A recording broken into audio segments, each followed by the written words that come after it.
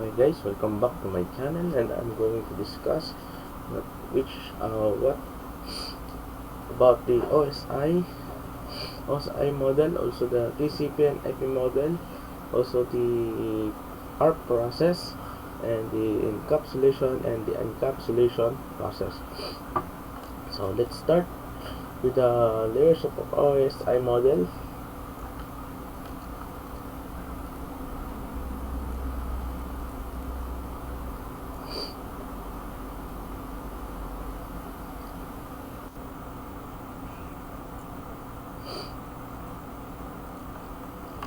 Start with the layer of OSI model.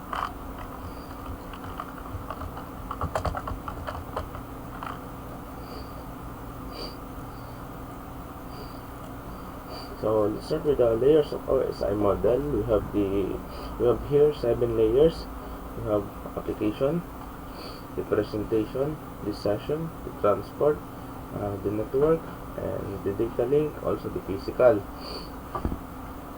So the layers of OSI model. OSI stands for the Open System Interconnection. It has been developed by the ISO, the International Organization of the Standardization. So in the year 1984, it is a 7 layers architecture, with each layer having specific functionality to perform. Then all these having from one person to another across the globe. So from the application layer, so we have what we call the physical layer, or the layer 1. And the physical layer is the lowest layer in the OSI model.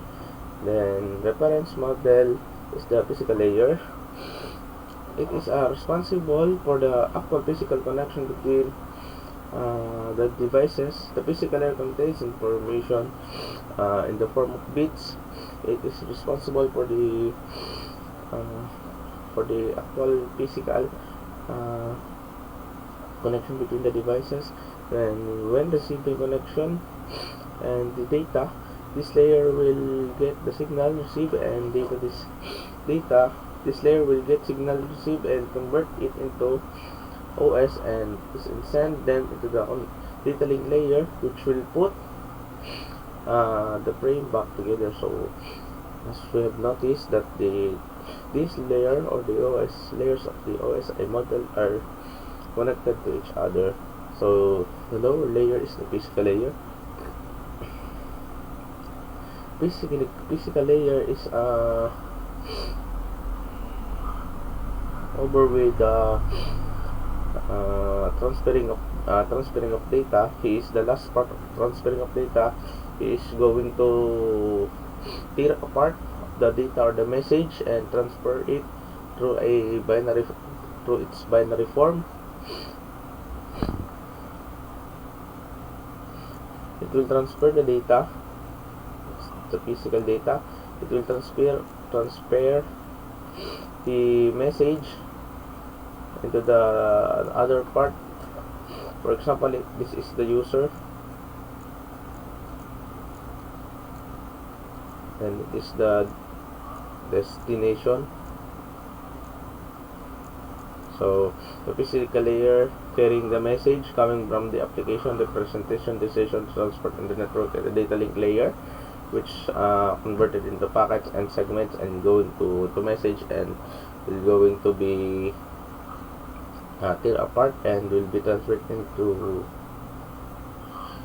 bit size, into bit, and in its binary form to another physical layer, and it will be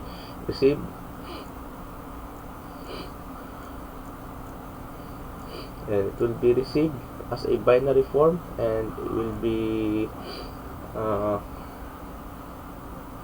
and the physical layer of the other device will going to resemble again the binary form, and to perform the message properly. So we have the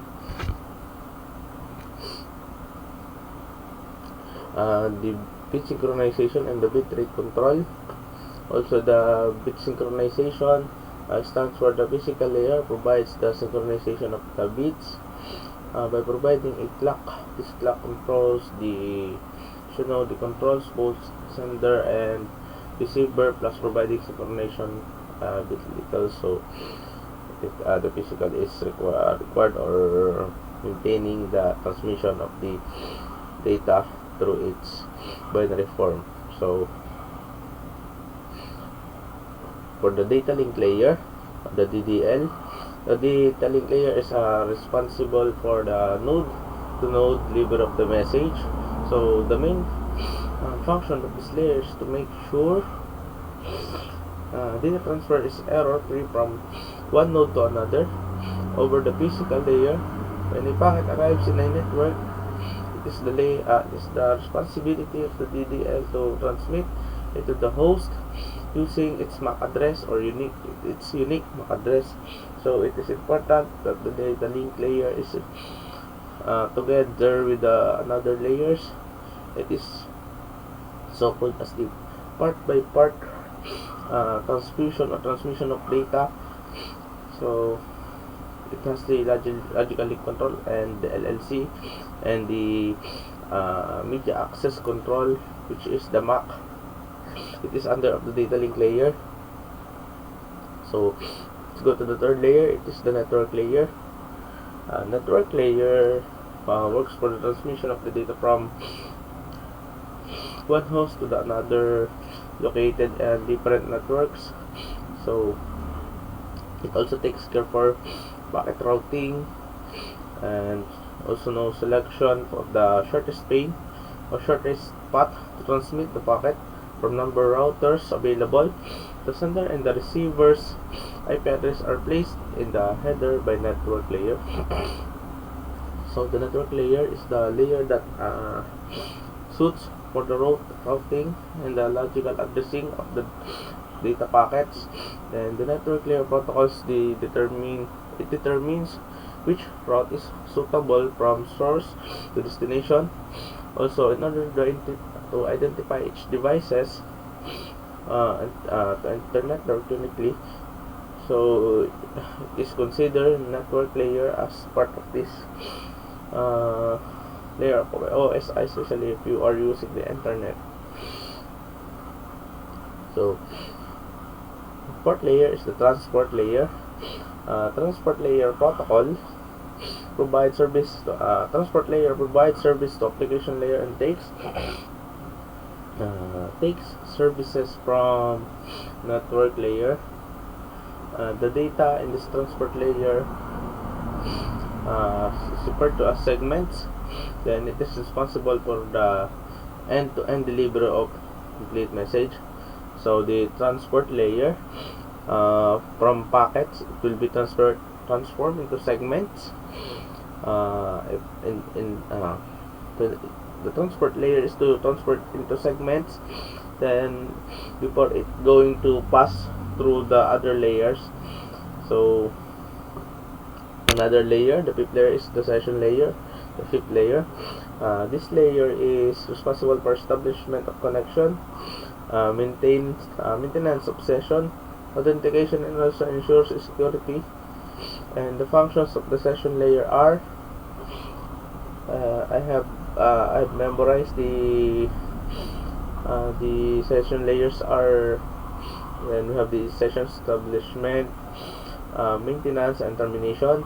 Then we have synchronization, also the dialog control that both help the session layer to perform on its maximum effort.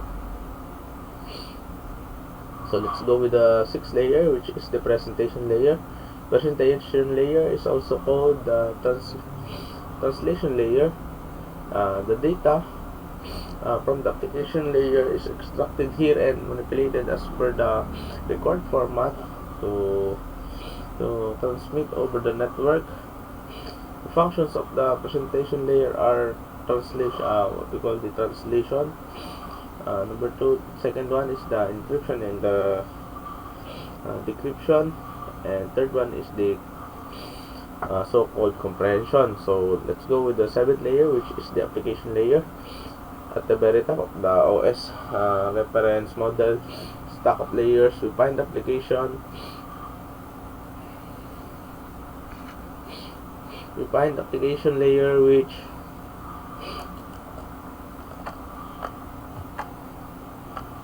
we find an application layer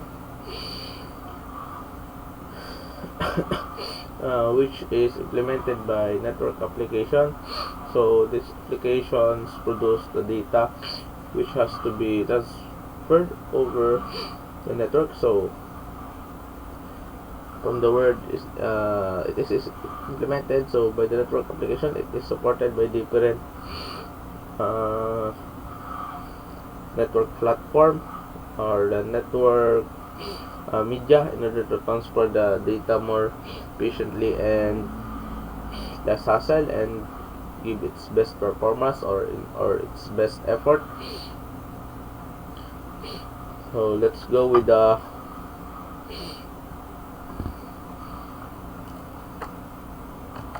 I have here another example of the OSI model. For example, this is the PCA and the PCB, and let's go with the OSI, and let's go with the OSI TCP model. So here's the representation of the OSI TCP model. As you can see, the OSI model or the layers are also intact with the TCP and IP model because they are pretty connected. So we have the type of data in the part of application in the presentation of the session. It is considered as data, and it is the host called the host layers, and at the transport layer, the data will be going or will be transformed into segments. Then into network layer, the segments that came from a data will be transferred into packets. Then the data link coming from packets will be going to be a frame. Then from the physical, and in the physical, the frame will going to be the bits in order to transfer it into another device. It is using in binary form because it is a computer language. Then for the TCP IP model, we have the application, then transport, internet, and network access.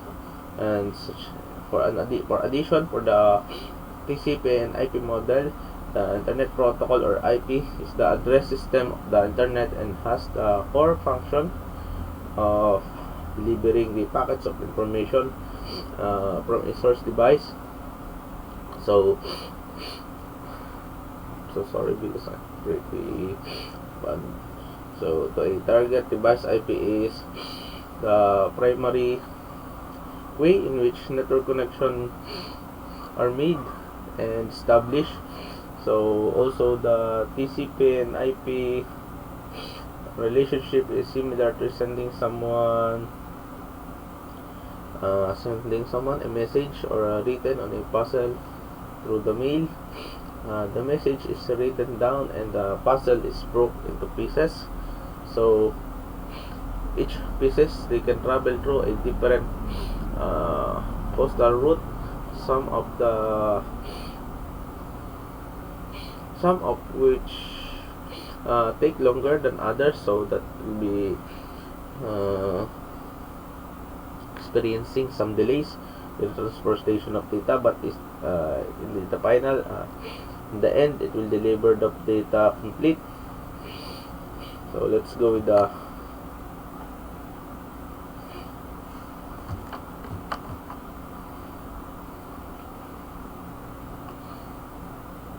ARP process.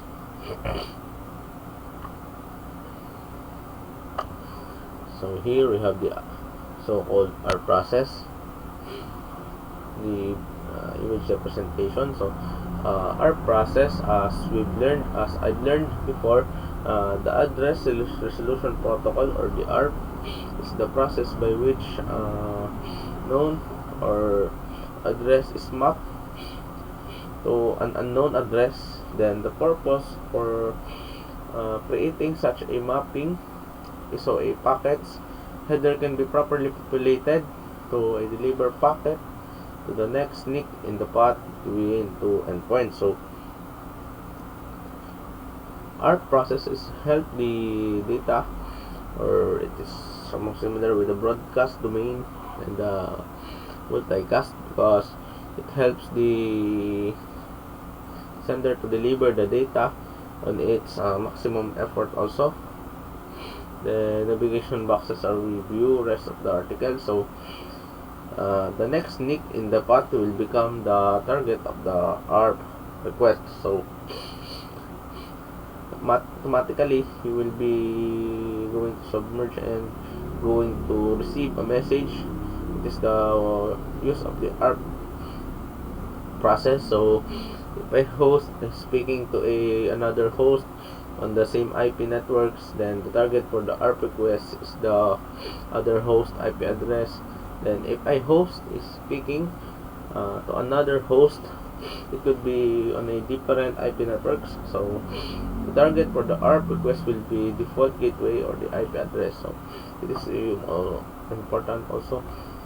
And for the gateway is used if you are having many switches or many routers.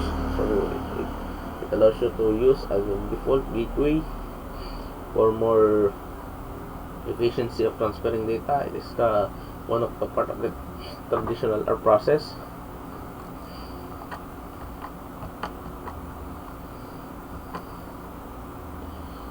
So I have here another representation of the ARP process. So as you can see, we have different hosts here. The host A, B, C, D. So for example, the host A is the source of the data, and source A will deliver the data into the switch, and the switch will be commanded, or the ARP process will be used, and the switch will be automatically send the data to the remaining desktop to recognize if the message is for them or not. So automatically, if the message is not for them, so they will only ignore the message or the data, and it will not be used or manipulated by others. So let's go with the encapsulation.